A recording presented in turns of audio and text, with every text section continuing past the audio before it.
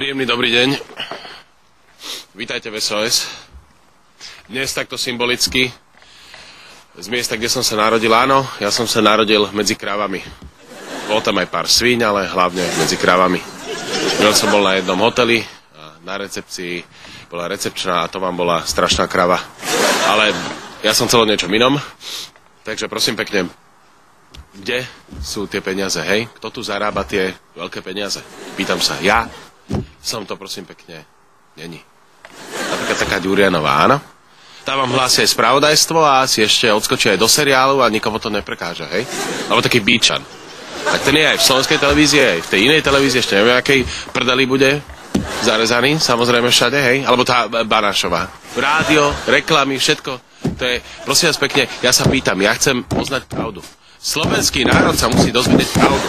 Kde sú tie miliardy? Kde sú tie miliardy? Slovenský národ potrebuje vedieť pravdu! Pustíme si nejaký sketch!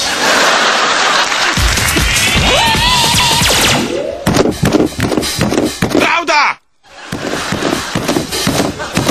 Ani ja!